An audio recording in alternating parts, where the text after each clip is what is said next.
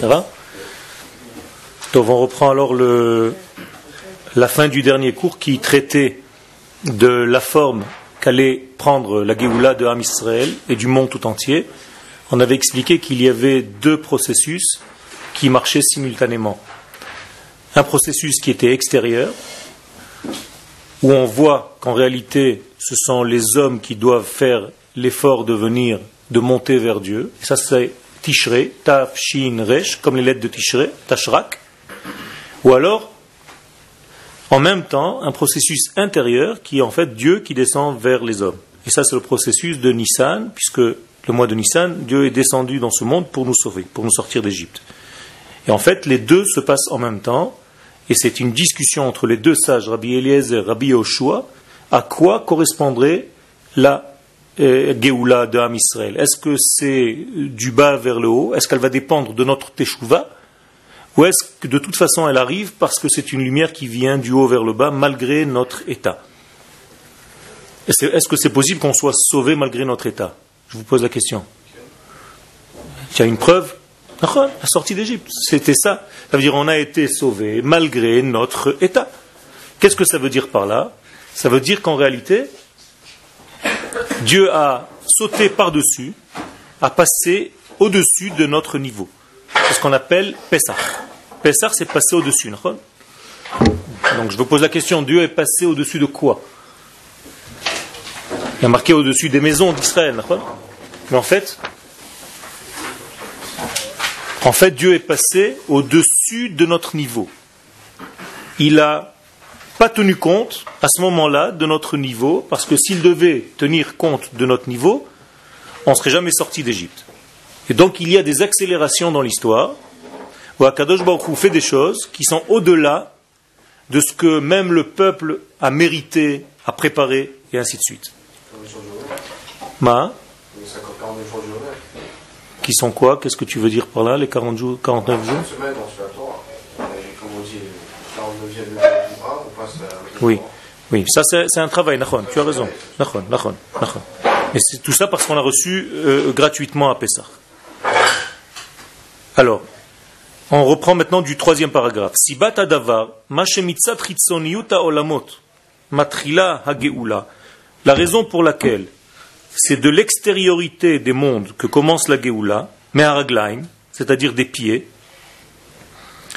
Hi mipnei yeridata olamot mimerom apisga, c'est parce que les mondes sont tombés de la hauteur dans laquelle ils étaient au départ, ad tartita madrigot, jusqu'en bas de tous les escaliers. Ok? J'ai raté un épisode? Hein?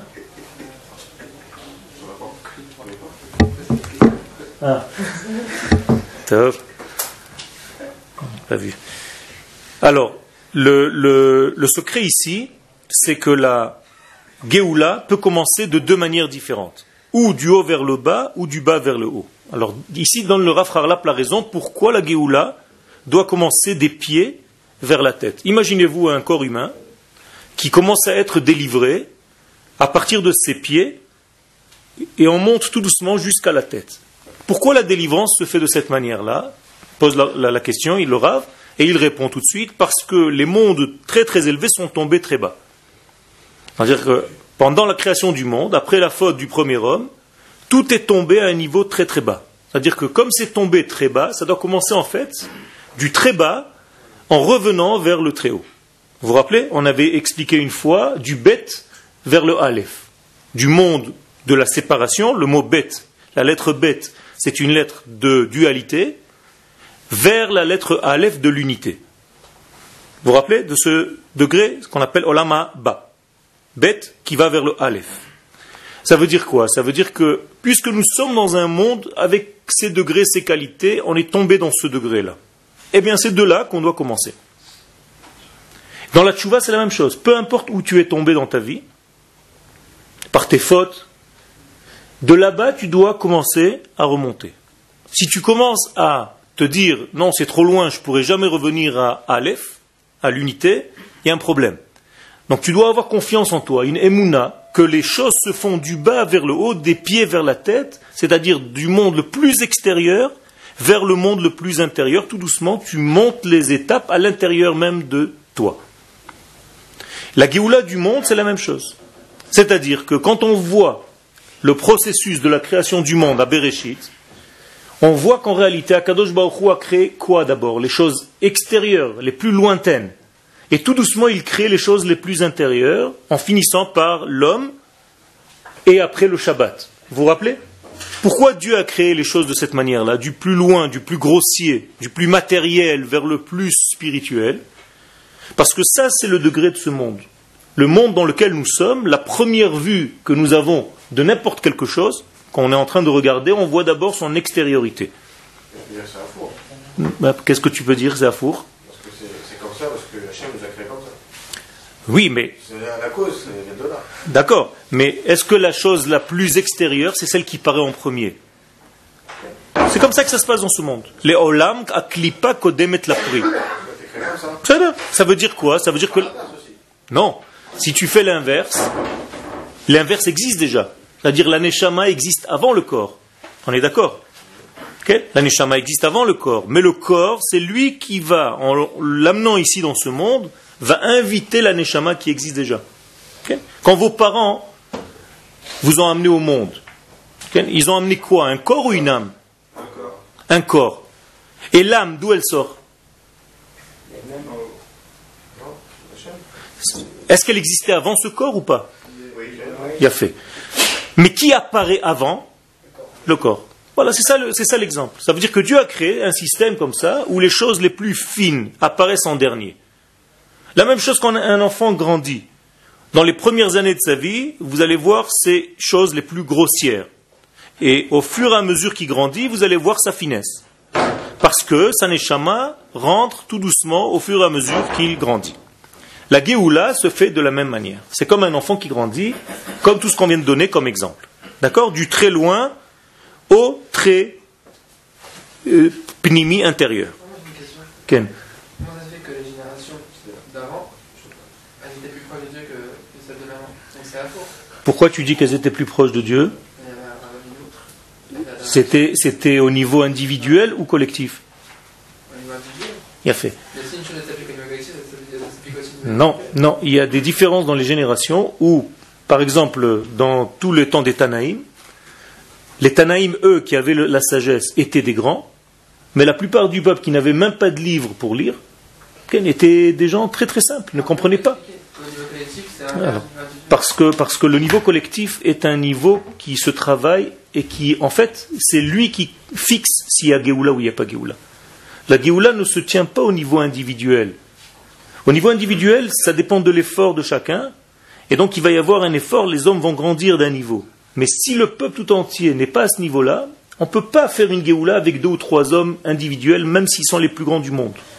Avraham, Yitzhak et Yaakov, par exemple, n'ont jamais connu le nom Yud-Ke Vav-Ke, le tétragramme. Même s'ils le connaissaient, ils l'avaient vu, mais ça n'est jamais apparu vers eux. Il n'y avait pas eu de contact avec ce nom. Pourquoi? Les sages nous disent parce qu'ils étaient individus, ils n'étaient pas encore peuple. Mais dès que le peuple apparaît, c'est un autre niveau.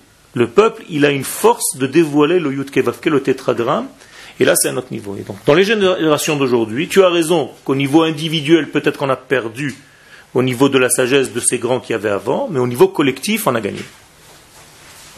D'accord? Ça veut dire qu'il y a un processus qui est inversé au niveau du prat et du klal. En principe, le klal reflète le prat. L'inverse. Le prat reflète le klal. Ah, justement, si d'accord? À ce moment-là, à cette époque-là, il était pourri par rapport à Non, il n'était pas pourri, c'était pas le klal. Toi, ce que tu es en train de poser comme question, c'est un shiur qu'on a déjà développé, mais je fais une petite razara. Toi, tu considères que klal, c'est l'ensemble des individus. C'est pas ça le klal. Ça, c'est le tzibour. Le klal, c'est une neshama que Dieu a créée, qui est la source même de toutes les générations, de toutes les âmes qui vont descendre dans ce monde. C'est une âme, c'est spirituel, le klal. Il n'y a pas aucun rapport avec le corps. Klal Israël, c'est une neshama divine. Bnei Israël, ce sont les hommes individuels, et le tzibour, c'est l'ensemble de ces hommes individuels. Donc il y a klal, tzibour et Bnei Israël. D'accord? C'est différent. Donc le klal Israël doit arriver, cette grande neshama qu'on appelle klal Israël, à un jour ou l'autre, elle doit arriver à se développer, à se dévoiler dans ce monde. dans les pratim, dans les détails. Comment ça se fait qu'elle évolue en grandissant?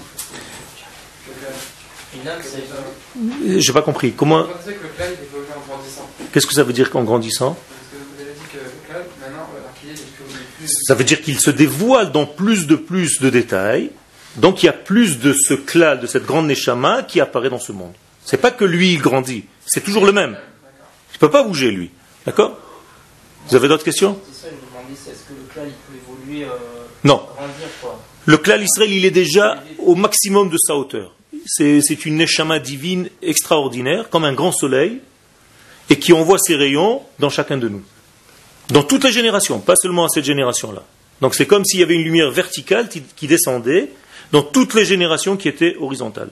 Les générations passent, et cette grande neshama descend. Plus on est et moins on en possède. D'un côté, tu peux dire que plus on est, moins on possède, mais en fait, ça ne se mesure pas en quantité, c'est une qualité. C'est-à-dire, il faut quand même un minimum d'hommes sur Terre pour dévoiler cette grande neshama qu'on appelle klal. 600 000. Une personne ne peut pas fonctionner. Non, non. Il y avait une personne qui était équivalente à ça, c'est Moshe Rabbeinu, okay? Mais en réalité, on ne peut rien faire avec Moshe seul, parce que si c'était comme ça, on n'aurait pas besoin du peuple. Okay? C'est que le peuple. Mais si c'est pas en quantité, alors Okay. comment J'ai dit, il y a un minimum de quantité qui dévoile cette qualité, c'est 600 000. Parce que c'est la matrice, c'est 600 000 âmes. D'accord, à partir de 600 000, ça veut dire s'il y en a moins que 600 000. S'il y a moins que 600 000, alors ça veut dire que le 600 000 c'est une valeur absolue qui est en haut, qui se dévoile même dans moins de personnes. Ça veut dire que toi tu auras deux. À partir de 600 000, comme il a dit, ils en ont plus chacun. À partir de 600 000, on peut être par exemple toute cette classe, une seule parcelle, et encore. D'accord? Ça veut dire qu'il peut y avoir par exemple tout le Machon Meir, c'est une seule parcelle d'âmes. Puisqu'il n'y a pas 600 000 juifs dans le monde. Il y a 8 millions, 15 millions, 20 millions, ça dépend des périodes. Okay?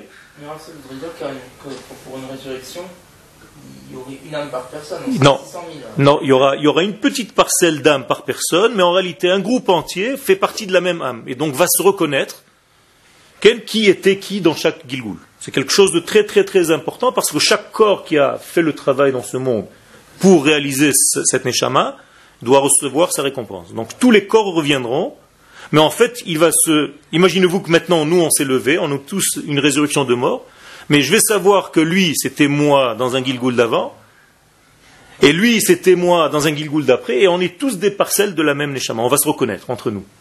On va savoir qu'on travaille tous pour la même parcelle. On parle d'âme sœur. Ça, c'est encore au niveau de la femme. Chaque âme, elle a une mission, ou alors c'est la même, toutes les 600 000 âmes, c'est les mêmes. La mission générale que de la création du monde, c'est de dévoiler cette grande lumière divine dans ce monde le plus bas. Ça, c'est en général. Maintenant, pour avoir ça, il faut devenir associé au Créateur. Donc, pour devenir associé du Créateur, il faut appliquer la Torah et les mitzvot. Mitzvot, en hébreu, ce n'est pas des commandements. Mitzvah vient du mot tsevet, qui veut dire équipage. Ça veut dire on fait équipe avec Dieu. Quand on fait une mitzvah, on amène en fait plus de divin dans le monde. Par exemple, là, on est en train de faire une mitzvah d'étudier la Torah. Eh bien, il y a plus de divin qui descend dans le monde. Qu'est-ce que ça va faire? Eh bien, ça va faire en sorte que, je ne sais pas, moi, il y a un type qui se balade maintenant à Jérusalem, tranquille. Eh bien, il va recevoir quelque chose comme une étincelle de faire tchouva, de s'améliorer. Pourquoi? Parce qu'au Machon, maintenant, il y a des gens qui sont en train d'étudier. On n'arrive pas à comprendre qu'il y a des liens, mais ça se passe comme ça. Pourquoi tout ça? Parce qu'on amène plus de divins dans le monde. Donc si on amène plus de divins dans le monde, il s'éparpille dans le monde et il remplit tous les endroits, de plus en plus. Et la Géoula ultime, c'est quoi? Umalea haaretz. C'est-à-dire que la terre sera remplie de ça. C'est-à-dire que la lumière divine sera complètement descendue, dévoilée ici. Et à quel moment concrètement elle sera remplie? Quand tous les juifs seront en Israël? Alors, il y a plusieurs degrés. Okay? Il y a d'abord ce qu'on appelle Triatametim, il y a le Mashiach, Triatametim, Binyan Betamikdash, il y a des étapes, même dans la Géoula, il y a des étapes. C'est pas un jour et c'est fini.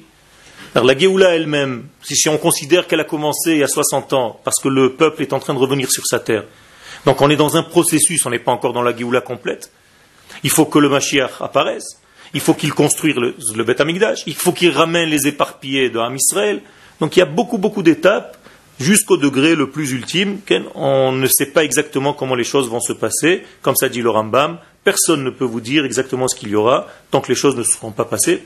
On est trop petit pour comprendre ce qui va se passer. En tout cas, il y a une emuna pshuta, que les choses vont se réaliser et que la connaissance de Dieu va descendre sur la terre. On voit que ça se réalise, puisque aujourd'hui, Baruch Hashem, il n'y a jamais eu autant de monde qui étudie la Torah depuis la création. Donc tu vois qu'au niveau collectif, il y a beaucoup plus de Torah qu'au niveau individuel. Même si les individus ne sont pas aussi grands que ceux qu'il y avait avant, mais au niveau collectif, il y a beaucoup plus de Torah. Contradictoire, apparemment. C'est pas contradictoire, c'est tout simplement que les gens d'avant prenaient la force de tout le monde sur une personne. Et aujourd'hui, cette force, elle s'est éparpillée dans plusieurs personnes. C'est la même force, mais différente, appliquée différente. Ça veut dire que nous tous, on était un grand. Alvaï. Par exemple, au don de la Torah, oui. où ils étaient 600 000. 600 000 hommes. Ils ont étudié tous. Qu'est-ce que ça veut dire, ils ont étudié? Oui, oui. Tous. Toute l'âme, tout le klal étudié. Tout le tzibour. Le klal aussi. Le klal, c'est la neshama d'en haut. Ouais, mais elle est divisée entre eux. D'accord, elle descend non seulement, elle se dévoile en eux. Du klal, elle est étudiée. Ok. Plus qu'aujourd'hui. Non, puisqu'il manquait... Il y en a qui étudient pas. Tu as raison, mais qu'est-ce qui manquait là-bas? Si c'était comme ça, Moshe Rabbeinu, il aurait dû leur dire, on est arrivé au mont Sinaï, la plus grande yeshiva du monde, on a le plus grand rave du monde, Moshe Rabbeinu, vous êtes tous en train d'étudier, vous n'avez même pas besoin de travailler puisque les vêtements grandissent avec vous. Il manquait que c'est en Israël. Bien fait. D'ailleurs, il le dit. Tu prends le premier chapitre du livre de Devarim, et il leur dit, Moshe Rabbeinu, Rav lachem shevet bahar hazeh. Ça suffit de rester sur cette montagne. Pnu us'u lachem. Prenez vos bagages et voyagez. Ça veut dire quoi? Ça veut dire que les gens ont pensé comme toi. Ils se sont dit, ça y est, on est arrivé au bout. Qu'est-ce que tu veux de plus? On étudie la Torah, on est grand, on n'a rien à faire dans la vie que d'étudier, on est tranquille. Alors c'est là pourquoi Dieu les a pas mis directement en Israël et toujours dans ces mêmes conditions. Pourquoi il n'a pas dit marcher. Mais vadaï, ça c'est le travail de l'homme, c'est-à-dire pour acquérir Israël, Ken shalosh matanot natan akadosh baruch hu leIsraël, vekulam lo netanam ela derech isurim. Je traduis, 3 cadeaux Dieu nous a donnés, mais il nous les a donnés avec des épreuves. Ça veut dire qu'il faut qu'on mérite d'arriver. Ça veut dire que si on n'avait pas fauté en route, on serait arrivé. S'il n'y avait pas les explorateurs qui avaient parlé du mal de la terre d'Israël et qui avaient refroidi tout le monde en leur disant oui, c'est pas bien de monter, vous allez perdre votre Torah, vous allez... et ainsi de suite. Et que tous les gens avaient écouté ces explorateurs, ils sont arrivés à Tisha B'Av. Mais s'il n'y avait pas ça, on serait rentré. Combien de temps il y a entre le mont Sinaï et Eretz Israël? Il y a marqué 11 jours de marche. Donc après 11 jours du mont Sinaï, qui était lui après 50 jours de la sortie d'Égypte, donc 50 plus 11, 61 jours, on serait déjà en Eretz Israël. C'était fini. Et peut-être moins que ça. Mais les explorateurs sont venus perturber ce travail-là en essayant de dire aux gens de ne pas partir, parce que justement, peut-être que l'idéal, c'est seulement la Torah et pas la terre. Pourquoi ils ont envoyé des explorateurs? Ma? Pourquoi ils ont envoyé des explorateurs? Parce que c'est les gens qui ont demandé. Pourquoi Nishlecha anashim lefanenu, que dit Moshe dans le livre de Devarim, Nishlecha amartem, Nishlecha anashim lefanenu veyaturu veyachperu lanu et haaretz. Envoie des hommes qui nous voient la terre. Tu sais, quand tu as une confiance en Dieu, malgré tout, quand tu es sur le terrain, des fois la confiance, elle te dit, bon, Dieu, je ne sais pas jusqu'où il va intervenir, il faut que je fasse quand même quelque chose. D'accord ? C'est là. Dès le début, dès qu'ils sont envoyés, c'est... Tu as raison, il y a un problème déjà de manque de confiance, que à Kadosh Baruch Hu, tout ce qu'ils ont vu, il y avait un manque de confiance, mais apparemment, c'est quelque chose qui nous appartient aussi aujourd'hui. C'est-à-dire, je peux trouver chez toi, et tu peux trouver chez moi, les mêmes styles de problèmes. Même si j'ai confiance complètement, il y a des moments où je me dis, bon, il faut quand même que je fasse un truc, donc en fait, c'est comme si je faisais moi le travail à sa place. On n'a pas connu la même chose. Voilà, Ma? On n'a pas connu les mêmes dévoilements que nous, on a connu. Alors, chacun selon son niveau. Chacun selon son niveau. Ça veut dire que ils avaient un niveau, donc leur Yetzerara était au même niveau. Puisque l'homme est toujours équivalent à ce qu'il aura dans son Yetzerara. Plus quelqu'un est grand, plus son Yetzerara est grand. D'accord ? Kol gadol mi chavero, yitzro gadol mimeno. Donc ne vous croyez pas, quand vous allez grandir en Torah, que ça allait vous dépasser tout ce degré de Yetzerara. Au contraire. On peut. À un moment donné, on est complètement dans la main. Ça veut dire le Yetzerara, il est dans la main. Mais c'est un grand, grand niveau. Okay. Pourquoi ça recommençait avec Yeshua? Ils ont recommencé, encore une fois, je viens d'expliquer, parce qu'à chaque fois qu'on arrive à un degré, on s'endort un petit peu. Ben, regardez votre vie à vous. Chacun sa vie. Vous êtes arrivé dans votre vie des fois à un degré où vous croyez que vous savez bien quelque chose. Qu'est-ce qui s'est passé après? Vous êtes un petit peu endormi. Prenez des exemples dans votre vie. À chaque fois on s'endort un petit peu, on retombe, et après on voit que, mince, si je ne fais pas des efforts tout le temps, je perds le niveau. Et ça, c'est au niveau du peuple la même chose. Le peuple arrive à des degrés très très élevés, et après il commence à avoir du bien, il commence à construire des maisons, il commence à avoir de l'argent, il commence à avoir des biens, ils oublient complètement qui leur a donné tout ça. Ça va vite, hein. C'est l'oubli, c'est quelque chose qui attaque. C'est pour ça qu'avant de rentrer à Purim, on lit la paracha de Zachor. Se souvenir, parce que quelqu'un qui ne se souvient pas, il peut oublier très vite. 60 ans après la Shoah, il y a des gens déjà qui disent que ça n'a pas existé. Comment tu peux comprendre? Même des juifs peut-être. Il y a des gens qui sont contre. L'oubli, c'est quelque chose qui nous attaque. Regarde, on est venu dans ce monde. Quel âge tu as? 24 ans. Ça fait 24 ans que tu es sorti du ventre de ta maman, alors que dans le ventre de ta maman, tu as étudié déjà toute la Torah. Tu te souviens? Difficile. Pourquoi on oublie? D'où vient ce degré de l'oubli? Shichecha. Shichecha, c'est les mêmes lettres que Chosher, c'est le noir. Le monde dans lequel nous sommes, le monde matériel, nous fait oublier plein de choses. Sans arrêt, on oublie. Et donc il va falloir nous donner un jour dans l'année, au moins, pour nous souvenir. Quel est le premier jour de l'année? Rosh Hashanah, comment il s'appelle? Yom HaZikaron. Le jour du souvenir. Ça veut dire, si je ne me souviens pas, Rosh Hashanah, qu'est-ce que je suis venu faire dans ce monde? C'est fini. Je suis encore foutu, je sais même pas, je suis là, je me réveille le matin, je suis au Mahon pour l'instant, je ne sais pas ce que je vais faire. Il n'y a rien, il n'y a pas de suivi, il n'y a rien.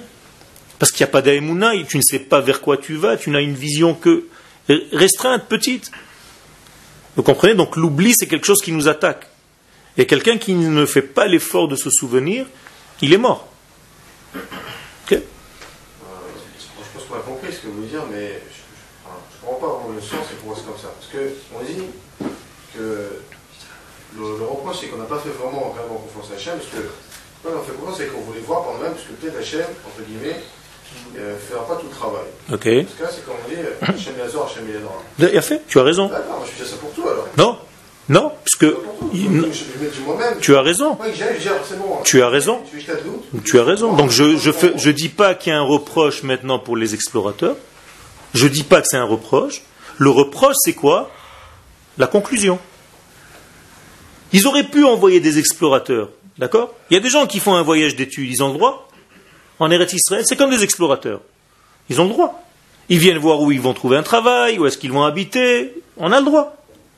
Mais la conclusion était une conclusion négative. Ça veut dire, je te laisse le choix de participer, mais quand tu conclus l'inverse que ce qu'Akadosh Baruch Hu t'a dit, Haaretz Hazot Tova Hi Me'od, et toi tu dis, non, elle n'est pas tellement bonne, il y a trop de problèmes, on peut pas. Alors que Dieu, il vient pour nous amener là-bas, là il y a un problème. C'est-à-dire, dans le travail, tu peux faire, je te laisse le travail de faire, même si tu as envie de participer, comme tu dis, et de voir de tes forces. Mais la conclusion, il faut faire attention. La dernière ligne, qu'est-ce que tu conclus de tout ça? Okay. Est-ce qu'il y a d'autres questions? Alors donc, on avait expliqué que c'était en fait la dernière lettre de l'alphabet, la lettre Tav. Vous voyez que dans la lettre Tav, il y a un petit pied qui sort. Ça veut dire, c'est ce petit bout qui sort de la lettre Tav, c'est la lettre la plus lointaine qui puisse exister. Dans le Tav elle-même, qui est la dernière lettre, il y a un petit bout qui est le dernier du dernier. Et c'est de là-bas que va commencer la Géoula, donc du Taf vers la lettre d'avant, Shin, du Shin vers Resh, du Resh vers Kouf, et on remonte comme ça jusqu'au Aleph. D'accord? Ça c'est la Géoula au niveau extérieur. Ça veut dire que à quoi on s'occupe en premier quand on arrive dans ce monde? Des choses spirituelles ou matérielles? Matérielles. Et tout doucement, on gagne en spiritualité. C'est comme ça qu'un enfant naît, c'est comme ça que la terre a été créée, c'est comme ça que Medinat Israël a été aussi faite. On a commencé par des choses extérieures, il n'y avait pas encore vraiment de Torah, on a construit des routes, on a construit des chemins, et ce que vous voulez, des maisons, et tout doucement, on arrive à une étape maintenant où on doit passer à une étape supérieure. Quoi? La Torah. la spiritualité, l'esprit maintenant, qui va se trouver dans toute cette matière. Et si on fait que la matière sans l'esprit, il y a un problème.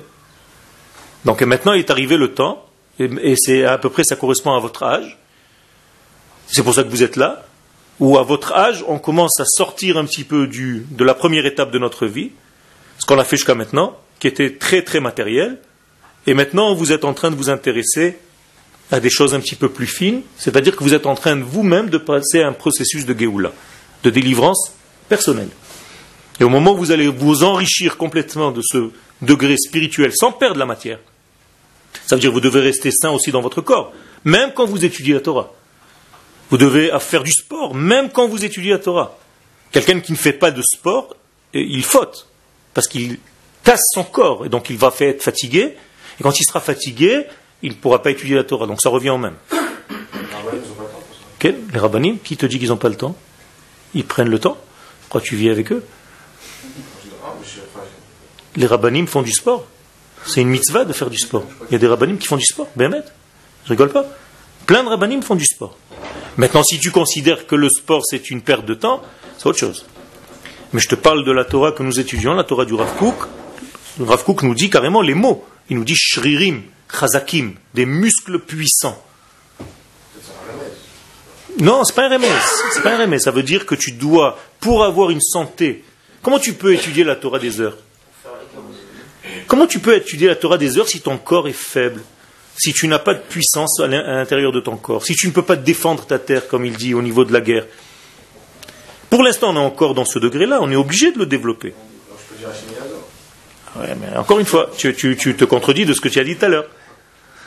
D'accord? Donc, on ne peut pas, nous on fait les choses et Akadosh Baruch Hu nous aide. Ok? Tov. Et donc c'est comme ça que la lumière messianique se dévoile. Pour les faire monter, pour les amener vers le degré le plus élevé. Donc on a dit que dans le Tav, il y avait un petit pied qui sortait.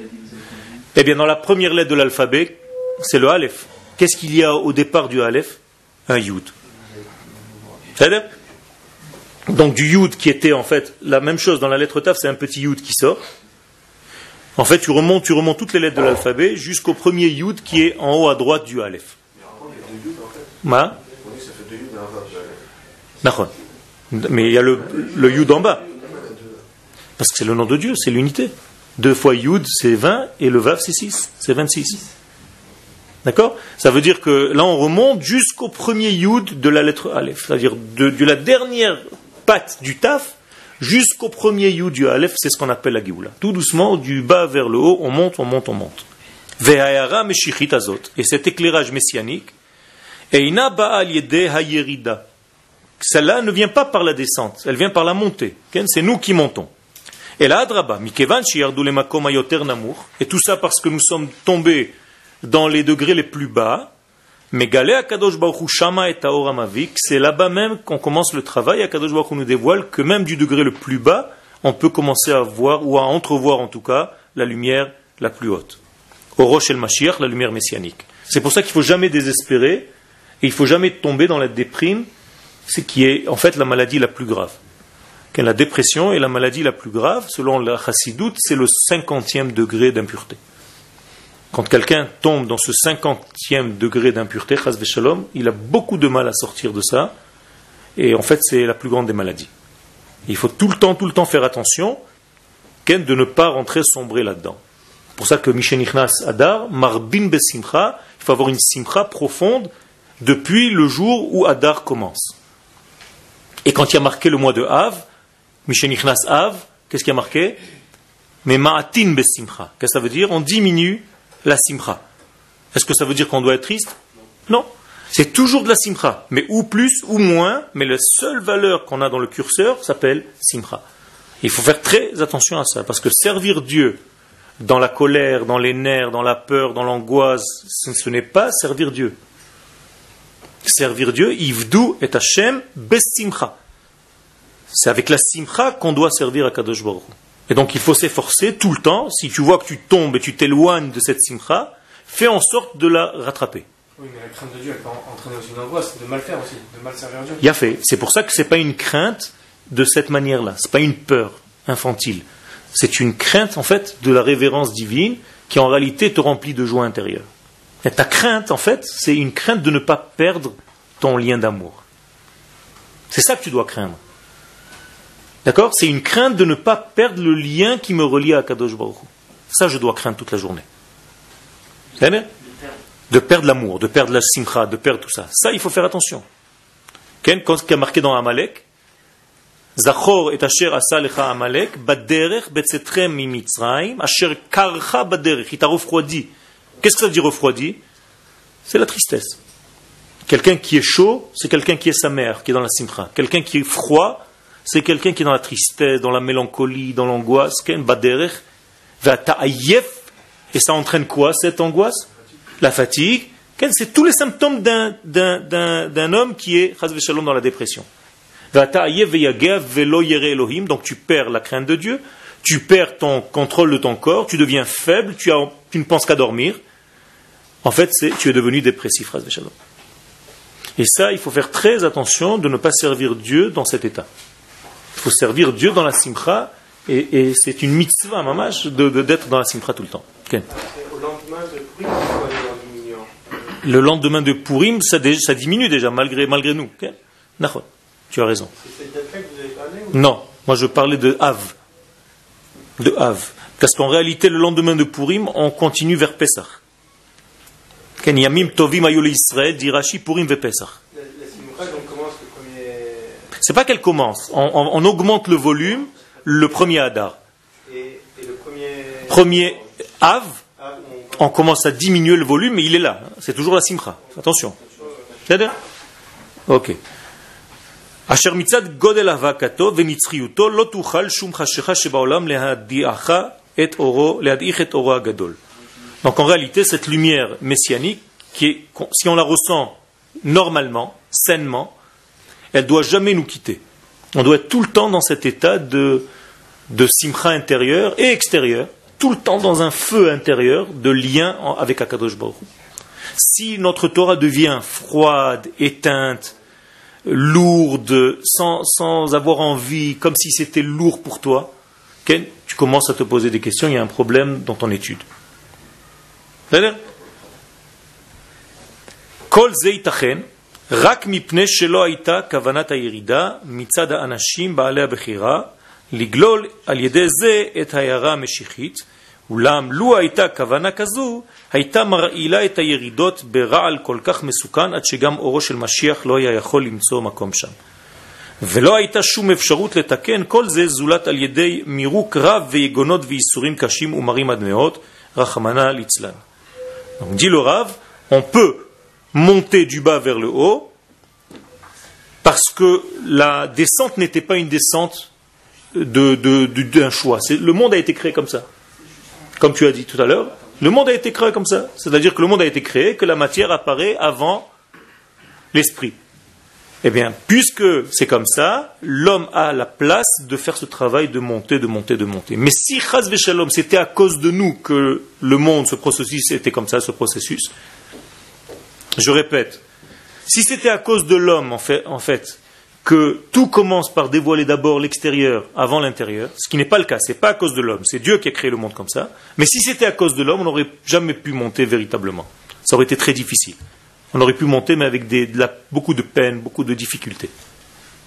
Mais puisque c'est Dieu qui a créé le monde de cette manière-là, que les choses apparaissent d'abord à l'extérieur, et tout doucement elles montent vers l'intérieur, alors on a la capacité, en fait, l'ishtatef, de participer à cette montée et d'amener notre lumière en même temps. Okay?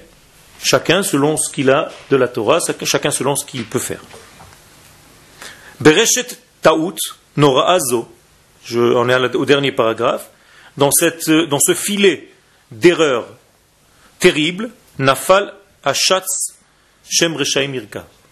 Le shatz, c'est Shavtai Tzvi. Ken Shavtai Tzvi, vous connaissez Shavtai Tzvi? Vous avez entendu parler de lui? Le faux Messie. Oui, le faux Messie. Alors, il s'est levé dans le... Il a fini en prison, dans une prison arabe, tu as raison. Mais au départ, c'était un homme qui vivait là et qui disait en fait qu'il était le Mashiach. Il y a plusieurs. Et il y a eu beaucoup de problèmes avec cet homme-là. Et en fait, sa plus grande erreur, je ne vais pas rentrer maintenant dans tous les détails, il était très sage dans la Torah, avec des connaissances extraordinaires que personne n'arrivait à contredire. Il avait vraiment une puissance et une connaissance terrible des choses. C'est pour ça qu'il y avait une grande difficulté avec lui. Et lui, en fait, sa grande erreur, dit ici le Rav,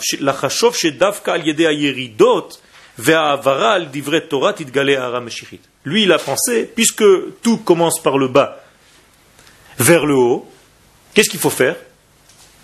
Il faut descendre. Donc on va aider à tomber. Il s'est dit en fait, je vais vous donner l'exemple, je vais descendre dans les degrés les plus pourris de ce monde, je vais faire donc moi l'effort d'aller là-bas, et de là-bas je vais tirer des étincelles de lumière. On a dit tout à l'heure que c'était une grave erreur, parce que si c'était comme ça, jamais on pourrait sortir. La preuve c'est qu'il s'en est pas sorti. Nous on peut faire les choses parce qu'on est déjà dans un monde que Dieu a créé de cette manière-là, où la matière précède l'esprit. C'est-à-dire ? Est-ce que vous avez compris d'abord cette différence? Ok. C'est vrai que c'est commercial, Palestine. Oui. C'est devenu un chibouche total dans son cerveau. Il y a un problème, il y en a qui disent que c'est pas vrai, enfin, il a fini dans une prison, converti à l'islam, enfin un truc bizarre, une histoire tragique du peuple d'Israël, vraiment où il y a des gens qui pensaient vraiment, même des Gdolim d'Israël, qu'il était un des Gdolim.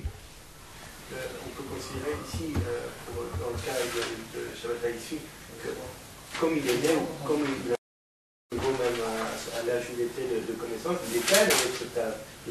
Exactement. Exactement. C'est exactement ce qu'on est en train d'expliquer. Tu as tout à fait compris. Ça veut dire, j'ai pas besoin de descendre plus que je suis déjà. C'était pas pour lui. Exactement. Tout à fait. Tout à fait. Et c'est la même chose dans notre vie. Tu n'as pas à aller chercher des épreuves, tu n'as pas à aller chercher des embrouilles.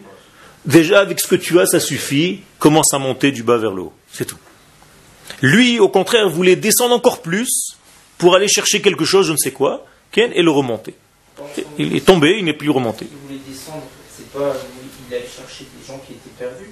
En même temps, il disait que c'était pour aller chercher des étincelles, mais bon, il faisait des choses très très graves, avec des femmes et plein de choses, quoi.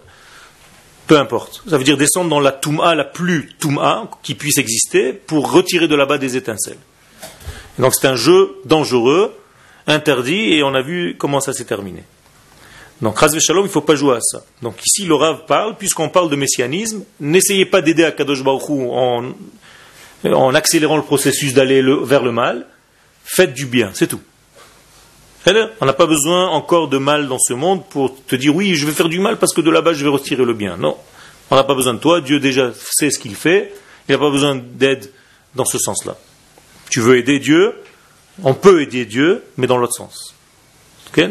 Travailler avec Dieu, ça s'appelle. Avodeim el, ifol im el.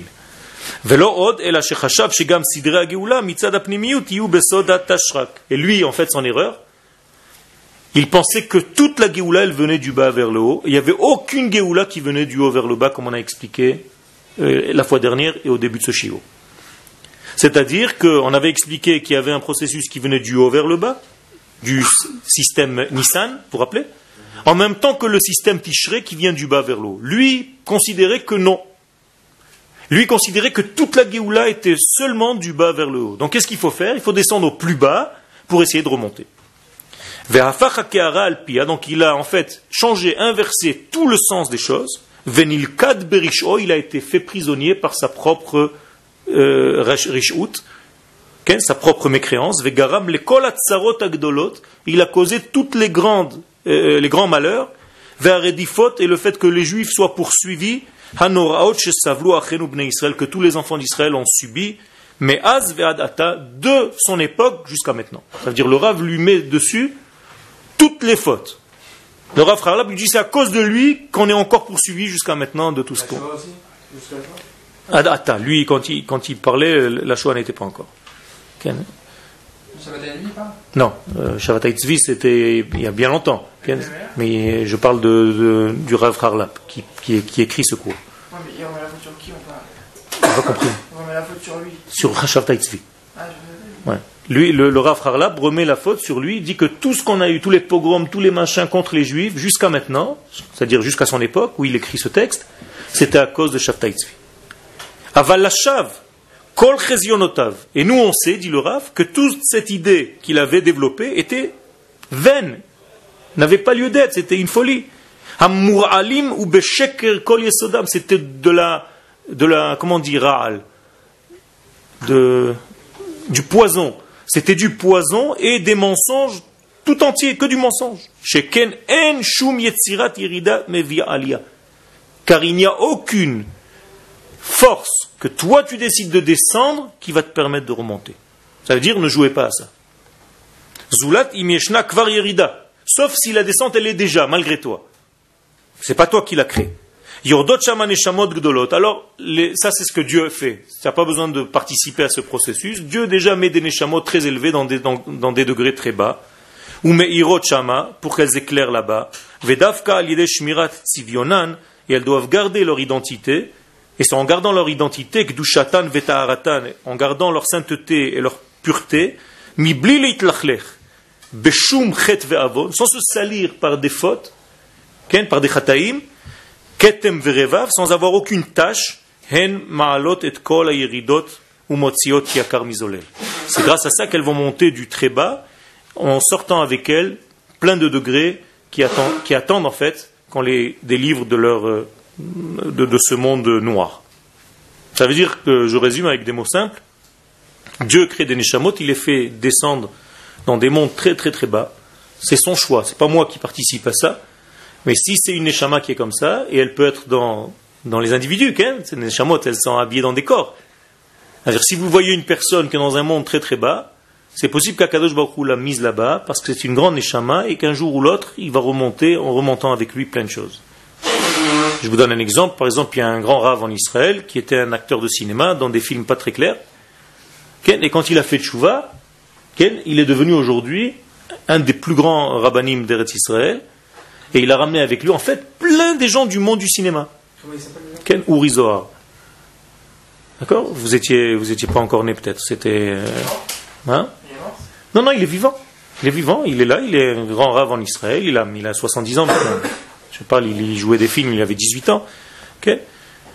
Et moi, quand j'étais petit en Israël, et c'était l'acteur. Okay. L'acteur en Israël. Il a fait tchouva. Toutes les gens qui étaient autour de lui, des chanteurs, des machins. Vous savez qu'aujourd'hui, il y a un grand retour de tchouva, de chanteurs, tout le show business israélien. Il se passe des choses extraordinaires. Et Baruch Hashem, j'ai la chance de connaître un petit peu ce milieu, avec tous les chanteurs. Et tous ces chanteurs israéliens aujourd'hui sont en train d'étudier régulièrement, toute la semaine. Okay. Baruch Hashem, j'ai pas compris. Ofer Nissim. Il y a plein de noms, plein de noms. Mamash, des gens même que vous ne savez pas, qui sont dans un processus de tchouva parce qu'ils ne veulent pas trop le dévoiler, mais c'est extraordinaire ce qui se passe. Okay. Il y a des moments où ça a des passages à passer. Okay. Donc en fait, tout ça, c'est pour remonter, ça c'est Akadosh Baruch Hu qui décide, pour remonter vers le bien. Et c'est comme ça qu'on doit considérer le tikkun de notre travail jusqu'à la fin des temps. Ça veut dire qu'on ne doit pas nous aider à faire le mal, on doit tout simplement sortir du mal et aller vers le bien, et surtout détruire sur notre chemin Amalek. Fais attention que Amalek ne te prenne pas à la gorge. N'oublie pas. Souviens-toi et n'oublie pas. Double commandement, un positif, un négatif. Zachor lotishkar. Pourquoi? C'est tellement grave parce que Amalek en fait t'amène à l'angoisse. Si tu es angoissé, si tu n'es pas bien dans ta peau, si tu es triste, si tu es éteint, ça veut dire que Amalek est en train de t'attraper. Sors vite de ce degré-là et ne rentre pas dans ce piège du doute. Donc Amalek, c'est les Sahara. Amalek, c'est une des formes la plus puissante, la plus profonde du Yetzer Hara. Okay. C'est aussi un peuple, mais c'est aussi une valeur spirituelle qui attaque la personne pour la mettre dans le doute de ce qu'elle fait. Aujourd'hui, ce peuple est dispersé. Nahon. Mais c'est aussi au niveau de ton être intérieur. Okay. Alors, donc il faut faire attention à ça et évoluer dans la simcha jusqu'à Be'ezrat Hashem atteindre les degrés de Purim et de Pessah, et si Dieu veut, la Géoula cette année. Amen.